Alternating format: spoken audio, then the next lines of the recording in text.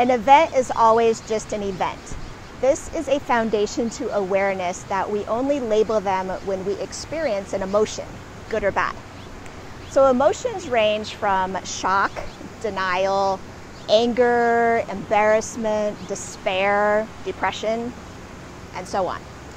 So it's during these emotional life events of adversity, it's then that we start to judge ourselves, start thinking about the cycle of what if.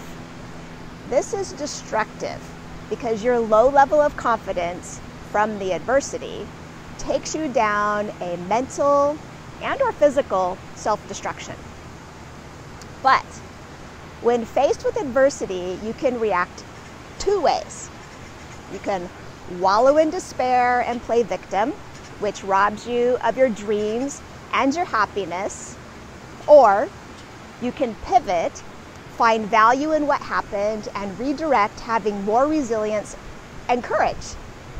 So here's a question. What's the biggest emotion you struggle with in your adverse event? So the absolute most common response is fear. So how to deal with getting through this? So the next emotion I've heard is sadness or depression. People want to live in the past, which is known, then dwell on it and how they could have fixed it. I've been guilty of that too. So many feel ashamed and embarrassed. So what tools can you use to access your superpower of resilience? How about using an acronym I like to call RARE, R-A-R-E. So R is for reflect. Give yourself time to grieve, but realize your thoughts and feelings will control you. So don't stay in this headspace for very long. Your body will respond to how you're feeling and thinking. Many counselors and inspirational coaches recommend journaling, in the good and the bad. It's a good emotional outlet of healing, as well as a memory book to look back on when you need it. That could be good or bad too. It allows you to move on and not worry about forgetting, so you can let it go from your mind. I completely agree with that. So A is absorb. We all have heard the mind is very powerful. It loves to be trained and developed. It seeks knowledge and will reciprocate what you expose it to, including sights and sounds. So feed your brain positive words through reading and listening to inspiring stories. Focus your mind. When you're not focused, it tends to worry about the future and the past, or is busy regretting, the past. So when your brain is stuck in these two places, it becomes confused, and it leads to stress and happiness and carrying heavy rocks or burdens on your shoulders. So live in the moments before you today. Be spontaneous. Try something new. Drive home a different route. Get ice cream, The next R is release.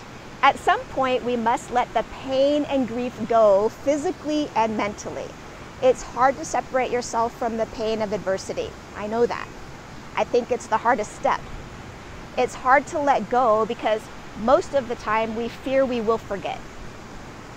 The best way to release and become resilient with your superpower is fill your mind with the 3 P's: purpose, passion, and positivity.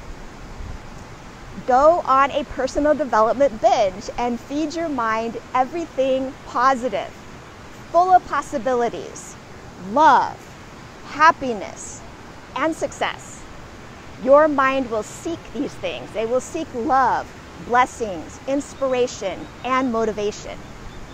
It will seek to find more of it and lead you into a more fulfilled life of happiness. E is extraordinary. Tony Robbins has a best-selling book called Unshakable. Have you read it? He explains our lives, quote, are not shaped by our conditions, but rather by our decisions.